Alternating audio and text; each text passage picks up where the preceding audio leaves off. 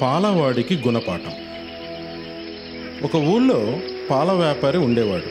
అతను పాలలో సగభాగం నీటిని కలిపి ఇంటింటికి తిరిగి పాలను అమ్మేవాడు. ఒకరోజు తన వద్ద గల మొత్తం పాలను అమ్మగా డబ్బుల సంచి నిండిపోయింది. వాడు అలసిపోయి ఇంటికి బయలుదేరాడు.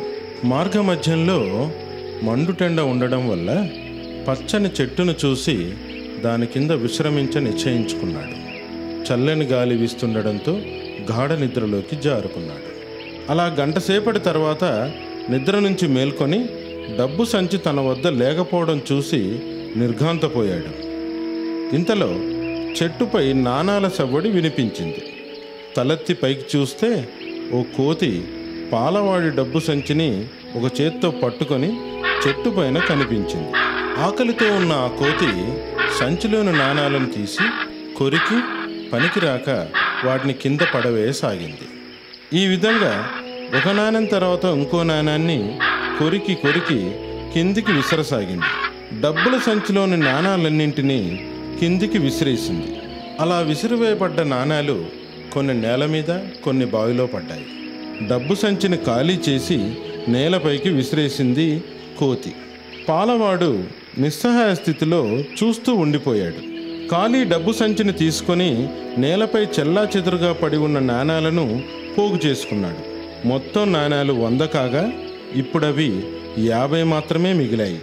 మిగతా సగం బావి నీటిలో మునిగిపోయాయి. అంటే కేవలం స్వచ్ఛమైన పాలు అమ్మితే వచ్చే 50 నాణాలు మాత్రమే మిగిలాయి. అంటే పాలలో కలిపిన నీటికి సంబంధించిన 50 నాణాలు నీటి పాలయ్యాయి. ఈ కథలో నీతి, నిజాయితీతో సంపాదించిన డబ్బు మాత్రమే మనకు మిగులుతుంది. పాలవాడికి గుణపాఠం. ఒక ఊళ్ళో పాల వ్యాపారి ఉండేవాడు.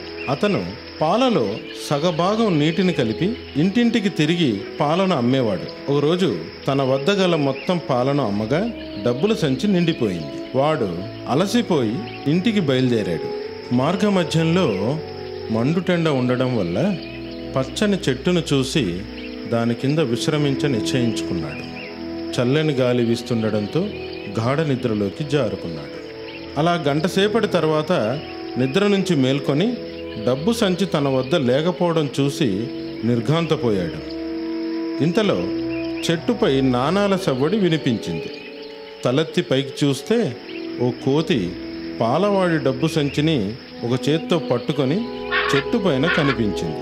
ఆకలితో ఉన్న ఆ కోతి సంచిలోని నాణాలను తీసి కొరికి పనికిరాక వాటిని కింద పడవేయసాగింది. ఈ విధంగా ఒక నాణ్యం తర్వాత ఇంకో నాణాన్ని కొరికి కిందికి విసరసాగింది. డబ్బుల సంచిలోని నాణాలన్నింటినీ కిందికి విసిరేసింది. అలా విసిరివేయబడ్డ నాణాలు కొన్ని నేల మీద, కొన్ని బావిలో పడ్డాయి. డబ్బు సంచిని ఖాళీ చేసి నేలపైకి విసిరేసింది కోతి. పాలవాడు నిస్సహాయ స్థితిలో చూస్తూ ఉండిపోయాడు. ఖాళీ డబ్బు సంచిని తీసుకొని నేలపై చెల్లాచెదురుగా పడి ఉన్న నాణాలను పోగు చేసుకున్నాడు. మొత్తం నాణాలు 100 కాగా ఇప్పుడవి 50 మాత్రమే మిగిలాయి. మిగతా సగం బావి నీటిలో మునిగిపోయాయి. అంటే కేవలం స్వచ్ఛమైన పాలు అమ్మితే వచ్చే 50 నాణాలు మాత్రమే మిగిలాయి. అంటే పాలలో కలిపిన నీటికి సంబంధించిన 50 నాణాలు నీటి పాలయ్యాయి. ఈ కథలో నీతి, నిజాయితీతో సంపాదించిన డబ్బు మాత్రమే మనకు మిగులుతుంది. అప్పులేనివాడే అధిక బల సంపన్నుడు, విషయాసక్తి లేనివాడే జ్ఞాని.